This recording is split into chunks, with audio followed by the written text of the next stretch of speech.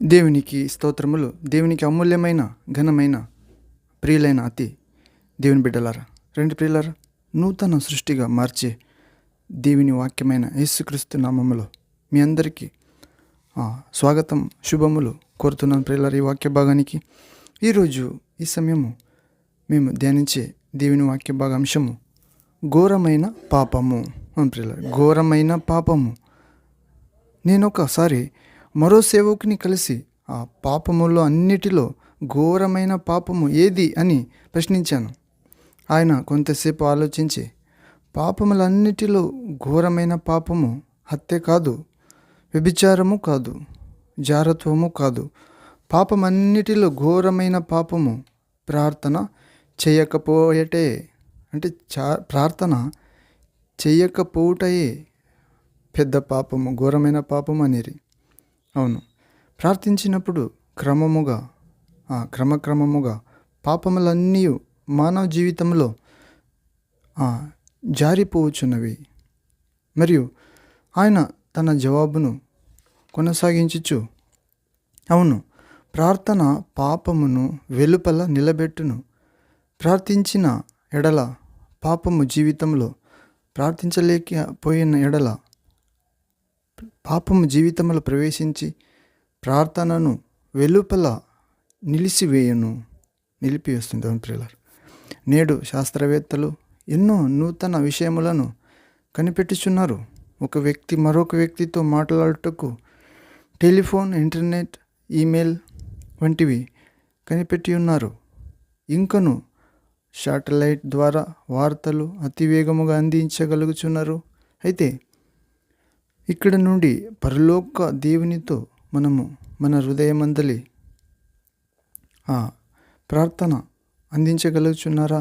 లేదు. అయితే ఇక్కడ నుండి పరలోక దేవునితో మనము మన హృదయమందలి తలంపులను తెలియజేయుట ఎట్లు, ఆయనతో మాట్లాడి సంతోషించుట ఎట్లు అని మార్గమును తెలుసుకునలేకపోయారు.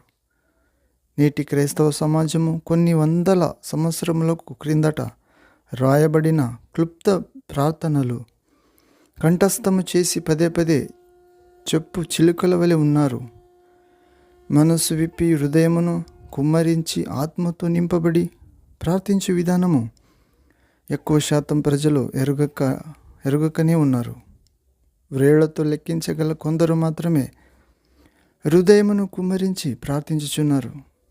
దేవుని సమ్ముఖమందు గోజాడుచున్నారు. యాకోబు వలె, నీవు నన్ను ఆశీర్వదిస్తే గాని నిన్ను విడువను అని ప్రార్థనలో పోరాడువారు కొందరే. ప్రియులారా, పాత నిబంధన గ్రంథంలో ఆశీర్వాదం కొరకు యాకోబు గోజాడినాడు ప్రార్థనలో రాత్రి అంతా. కానీ కొత్త నిబంధనలో మనమైతే ఆ పెంతెకోస్తు దినము వలె దేవుని ఆత్మాభిషేకము కోసమే ప్రార్థనలో పోరాడాలి. మేమే ఆశీర్వాదంగా మార్చబడతాం. దేవుని ఆత్మ, శుభకర ఆత్మ కోసం కొత్త నిబంధనలో వేడుకొనాలి అని ప్రభు నేర్పించినారు పిల్లలు. మరియు దావీదు 66వ కీర్తనలో 18వ వచనంలో చదువుతాము ఏమని? 66th Psalms chapter 66 verse 18th to 20. ఇక్కడ చదివితే, నా హృదయములో నేను పాపమును లక్ష్యము చేసిన ఎడల ప్రభు నా మనవి వినకపోవును. నా హృదయములో నేను పాపముని లక్ష్యం చేసిన ఎడల ప్రభు అంటే దేవుడు యేసయ్య నా మనవి ఆలకించకపోతుండు అని చెప్తున్నాడు.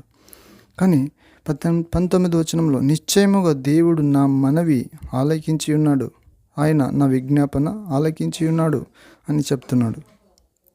ఇలాగే 20వ వచనంలో, 66వ కీర్తన 20వ వచనంలో, దేవుడు నా ప్రార్థనను త్రోసివేయలేదు, నా యొద్ద నుండి తన కృపను తొలగింపలేదు, ఆయన సన్నుతింపబడునుగాక అని తంతి వాద్యములతో పొగుడుతున్నాడు ప్రియులారా. మనం కూడా మన హృదయంలో పాపము లక్ష్యం చేయకూడదు. అప్పుడు ప్రభు మన మనవి ఆలకిస్తాడు, మన ప్రార్థన మనవి అంగీకరిస్తాడు. నిశ్చయముగా మన విజ్ఞాపన ఆలకిస్తాడు, మన ప్రార్థన త్రోసివేయడు, మన నుండి తన కృపను తొలగించడు. మరియు